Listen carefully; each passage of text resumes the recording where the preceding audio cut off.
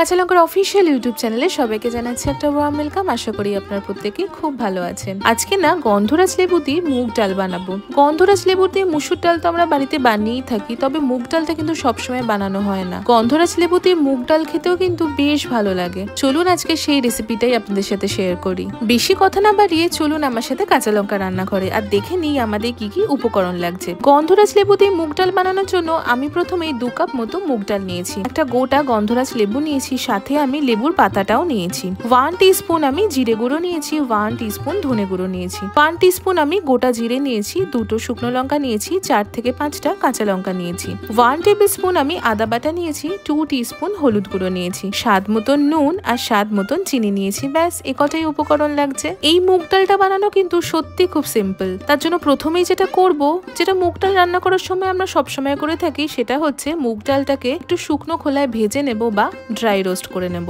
আমি একটা frying pan নিয়েছি, তাতে মুগ ডালটা দিয়ে দিলাম। ডাল আমরা বেশ সুন্দর করে একটু ড্রাই রোস্ট করে নেব, যাকে বলে শুকনো খোলায় ভেজে নেব। তবে অবশ্যই খেয়াল রাখবো ডাল ভাজতে ভাজতে যেন ডাল পুড়ে না যায়। যখন দেখবেন ডালের রংটা একটু বদলাতে শুরু করেছে আর সুন্দর একটা ভাজা ডালের গন্ধ বেরোচ্ছে, তখনই বুঝবেন ডালটা কিন্তু সুন্দরভাবে ভাজা হয়ে গেছে। দেখুন এখানে কিন্তু আমার মুগ ডালটা সুন্দরভাবে ভাজা হয়ে গেছে। ডালটা ভাজা হয়ে গেলে আমি একটা পাত্রে জল ঢেলে রেখেছিলাম, তাতে ডালটা দিয়ে দিলাম। দিয়ে ডালটা ভালো করে কিন্তু ধুয়ে পরিষ্কার করে নেব। মুগ ডালটা সবসময় আগে ভেজে নিয়ে তারপর ধুয়ে পরিষ্কার করে নিলে কিন্তু খেতে ভীষণ ভালো লাগে। এবার ডালটা সেদ্ধ করে নেব। আমি প্রেসার কুকারে 3 কাপ মতো জল গরম করতে বসিয়ে দিয়েছি, তাতে আমি স্বাদ মতো নুন দিলাম আর দিয়ে দিলাম 1/2 টিস্পুন মতো হলুদ গুঁড়ো। এবার দিয়ে দিলাম ধুয়ে পরিষ্কার করে রাখা ডালটা।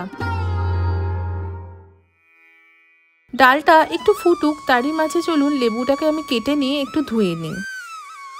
গন্ধরাজ লেবুটা কেটে ধুয়ে লেবুটা একটু ঘষে নিয়ে লেমন জেসটা আমরা বার করে নেব। এটাই কিন্তু আসল এই ডালের ফ্লেভারটা আনবে। কিন্তু একটা জিনিস আমাদের অবশ্যই মনে রাখতে হবে, গন্ধরাজ লেবুর ফ্লেভার কিন্তু অনেক স্ট্রং হয়, তাই অনেক বেশি পরিমাণে জেস্ট কিন্তু আমরা ইউজ করব না, তাতে কিন্তু ডালটা তেতো হয়ে যাবে। আমি খুবই সামান্য একটুখানি জেস্ট দেবো। দেখতেই পাচ্ছেন জাস্ট 2 পিঞ্চ মতো আমি জেস্ট দিলাম। এবার প্রেসার কুকারের লিডটা দিয়ে দিলাম আর 2টো সিটি বা হুইসেল পড়া পর্যন্ত কিন্তু ওয়েট করব। যতক্ষণে ডালটা সেদ্ধ হচ্ছে আমি এইদিকে গন্ধরাজ লেবুটা একটু গোল গোল করে কেটে নেব। পরে যখন ডালটা রান্না হয়ে যাবে, গরম গরম ভাতের সাথে এই লেবু আর ডালটা মেখে খেতে যে কি ভালো লাগে কি বলবো। ডালটা ওদিকে সেদ্ধ হয়ে গেছে, এবার চলুন বাকি রান্নাটা করে ফেলি। একটা কড়াইতে আমি 1 টেবিলস্পুন মতো সর্ষের তেল প্রথমে ভালো করে গরম করে নেব। তেল গরম হয়ে গেলেই তাতে আমি গোটা জিরে দিলাম, সাথে দিয়ে দিলাম শুকনো লঙ্কা। মিনিট খানেক ভালো করে সতে করে নিয়ে হলুদ গুঁড়োটা দিয়ে দিলাম।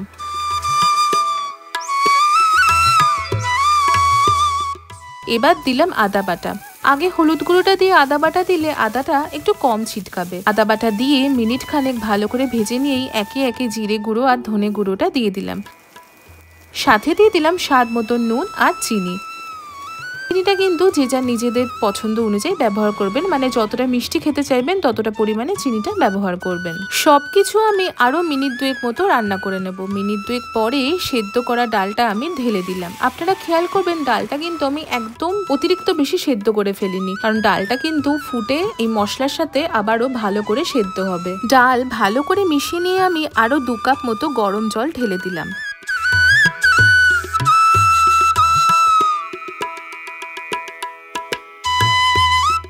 ঢেলে দিয়ে ডালটা একটু ফুটুক, তারই মাঝে আমি কাঁচা লঙ্কাগুলো একটুখানি চিড়ে নিই। চিরা কাঁচা লঙ্কা ডালে দিলে খেতে ভীষণ ভালো লাগে আর কাঁচা লঙ্কার একটা সুন্দর ফ্লেভারও আসে। আমি চিরা কাঁচা লঙ্কাগুলো দিয়ে দিলাম। এবার চাপা দিয়ে দেবো। চাপা দিয়ে লো টু মিডিয়াম ফ্লেমে ডালটা আমি রান্না করে নেব 5 থেকে 7 মিনিট মতন।